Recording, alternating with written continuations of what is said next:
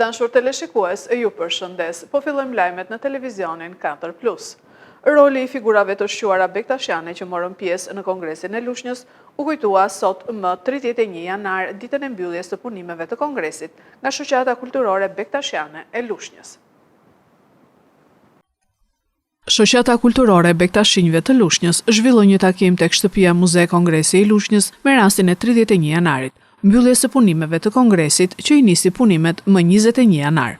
Kryetari i shoqatës kulturore bektashiane Lushnjë, Kujtim Baze, kujtoi kontributin e figurave të rëndësishme bektashiane në këtë kongres. Ai theksoi vendimin e Kongresit të Lushnjës, i cili për herë të parë njohu të drejtën e pavarësisë së ushtrimit të drejtave fetare në vend. Roli i bektashizmit. Në fakt, një nga vendimet kryesore të Kongresit Kombëtar të Lushnjës është njohja e pavarësisë së ushtrimit të drejtave fetare të shqiptarëve. Se deri në para Kongresit, të gjithë qendrat në Shqipëri ishin qendra botërore. Muslimanizmi, sepse edhe muslimanët as sunitët nuk e kishin qenë në Shqipëri. As ortodoksit, as katolikët, as bektashinjt. Kongresi i Lushnjës si mbaroi punimet 31 janar. Kongresi i Prishtës është mbledhur në 14 deri 17 janar 1921. Duke pasur parasysh vendimet e Kongresit të Lushnjës, sepse deri atëherë nuk kishte të drejtë, do të thënë, si qendra fetare nuk kishte të drejtë të ushtrojë aktivitetin në mënyrë të pavarur ose më vetë, por ishte Kongresi i Lushnjës që sankcionoi këto. Mos harrojmë rolin shumë të madh që ka luajtur Aqif Pash Elbasani, kryetari i Kongresit Kombëtar të Lushnjës, përfaqësuesi i elementit bektashi. Ka qenë Abdyl Toptani, ky Abdyl Lypi, bektashi, dëshmori i parë i shtetit shqiptar. Është vrarë nga esadistët në Durrës për të mos marrë pjesë në Kongresin e Lushnjës, përfaqësuesi i elementit bektashi. Kemi pasur 8 senator. Irfan Ori ka qenë senator, delegat i Dibrës dhe i Peshkopisë. Përgjegjësi i Muzeut Historik, Dr. Niko Ferro, foli për rolin e përfaqësuesve të besimeve fetare në Kongresin e Lushnjës tek Këshilli i Lartë, që ishte edhe një nga vendimet e rëndësishme të këtij kongresi. Një nga vendimet më të rëndësishme të kongresit ishte dhe Këshilli i Lartë. Princ Viti e kishte shpallur Shqipërinë neutrale. Nuk ishte abdikuar nga froni. Pra me mendimin që do të rikthehesh. Ai nuk u rikthye. Po meqense vendimi 29 korriku të 13-s e shpallte Shqipërinë principat, Kongresi i Lushnjës nuk e devijoi. E la që Këshilli i Lartë përfaqësonte mbretin. Dhe që ky mbret të ishte sa më i përfaqësuar, ata zgjodhen dhe 4 figura të cilët patjetër që i pan dhe në pikpamjen fetare. Shoqata kulturore bektashinjve shpërndau certifikata mirënjohje pasardhësve të antarëve që morën pjesë në Kongresin e Lushnjës. Autoriteti kombëtar i ushqimit tërheq nga tregu qumshtin formul Aptamil 1 Pronuptra 800 gram, pasi ka baktere që rrezikojnë seriozisht shëndetin e fëmijëve deri në 2 vjeç. Autoriteti kombëtar i ushqimit ka njoftuar tërheqjen nga tregu të qumshtit formul për foshnja Aptamil 1 Pronuptra 800 gram Advanced, pas një alarmi të ardhur nga Sistemi Evropian i Sigurisë Ushqimore RASF. Sipas autoriteteve, gjatë kontrolleve zyrtare të kryera në Gjermani, është konstatuar prania e substancës cereulide, një toksin që mund të shkaktojë helmim ushqimor. Simptomat përfshin të vjella dhe dhimbje barku, ndërsa rreziku është veçanërisht i lartë për foshnjat.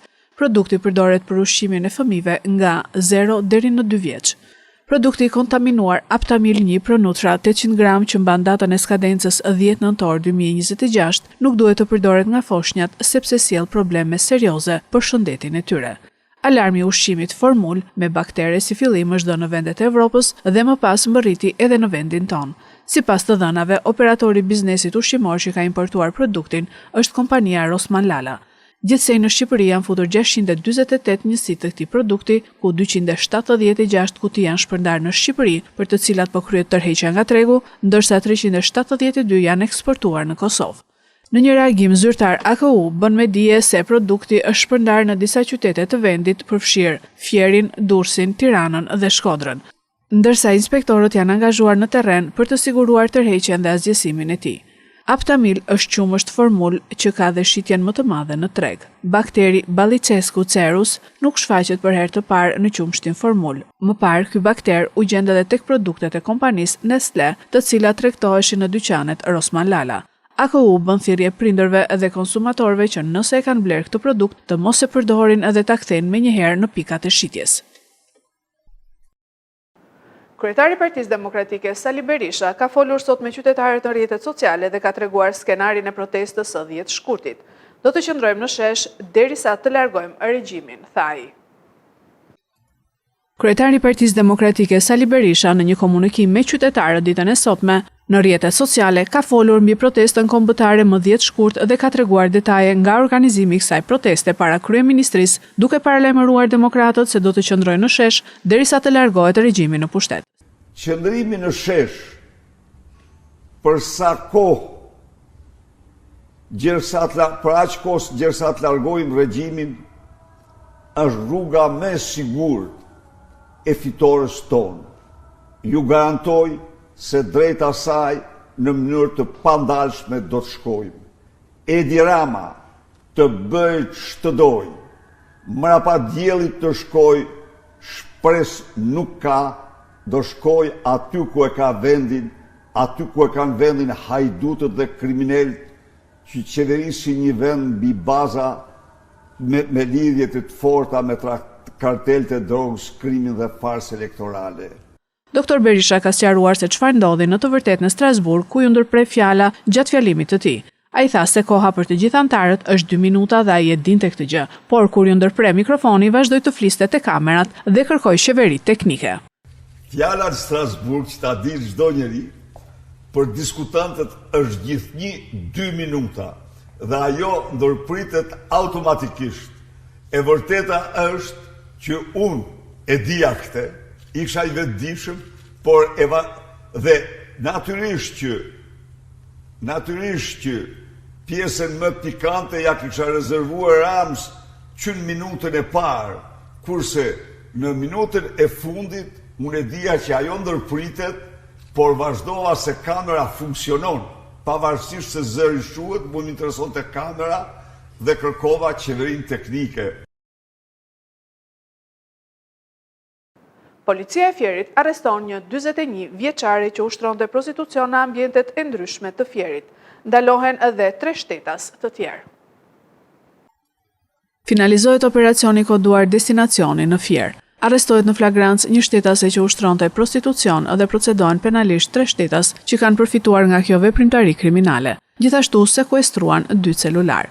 Sipas njoftimit të policisë, specialistët për hetimin e trafiqeve të DVP Fier, bazuar në informacionet e siguruara në rrugë operative, për një shtetase që ushtronte prostitucion, kanë organizuar operacionin e koduar Destinacioni për dokumentimin e kësaj veprimtarie kriminale.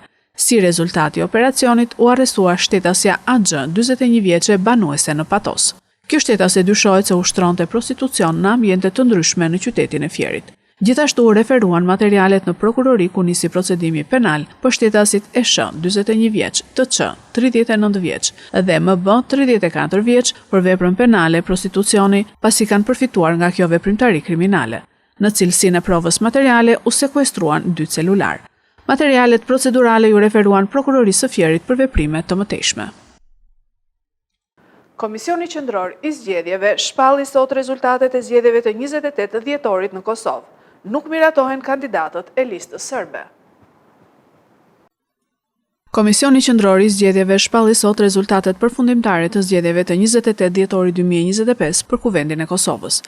Antarët e KQZ-s i kanë miratuar listat e kandidatëve të gjitha partive, përveç asaj të listës serbe, partisë më të madhe të serbëve në Kosovë. 3 antarë kanë votuar pro, 2 kundër nga lëvizja vetëvendosje dhe antarët e tjerë kanë abstenuar. Kryetari i Komisionit Qendror të Zgjedhjeve, Kreshnik Radoniqi, ka thënë se nga sa ulse kanë fituar partitë politike në Kuvendin e Kosovës dhe se palët kanë të drejtë ankese ndaj rezultatit për 48 orë në panelin zgjedhor për ankesa dhe parashtresa. Sipas të dhënave të KQZ-s, lëvizja vetëvendosja ka marrë 57 ulse në Kuvendin e Kosovës, PDK 22 ulse, LDK 15 ulse, AAK 6 ulse, lista serbe 9 ulse. Gjithashtu edhe Partia për Liri, Drejtësi dhe Mbijetesë ka fituar një ulse. Diskutime pati edhe për Partinë Demokratike Turke, e cila ka marrë 2 ulse dhe përfaqësimin gjinor të saj, me që janë zgjedhur 2 kandidatë meshkuj. Megjithatë, rezultati i saj kaloi me 9 vota pro. Kanë dalë detajet e para prezantimit zyrtar të Samsung Galaxy S26. Jemi më pak se një muaj larg prezantimit zyrtar të serisë Samsung Galaxy S26, që pritet të mbahet më 25 shkurt dhe detajet e para ka nisur të dalin në dritë. Pamjet e publikuara nga likeri i njohur Evan Blass tregojnë modelet Galaxy S26 duke zbuluar dizajnin final të telefonave. Të 3 variantet pritet të kenë një dizajn të unifikuar me këndet më të rrumbullakosura, veçanërisht te Galaxy S26 Ultra, i cili duket se largohet përfundimisht nga linjat e mprehta të serisë Note. Sa u përket kamerave, të gjitha modelet do të kenë një ishull kamerash në formë pilule, ndërsa te Ultra vetëm një sensor do të jetë i fiksuar direkt në panelin e pasme. Gjithashtu pamjet sugjerojnë mbështetje për karikim dhe korniza më të holla, edhe pse këto nuk konfirmohen plotësisht. Në përgjithësi, Galaxy S26 sjell një pamje më elegante dhe të rafinuar, pa ndryshime drastike, ndërsa pritet që ditët në vijim të sjellin edhe më shumë rrjedhje informacioni përpara prezantimit zyrtar.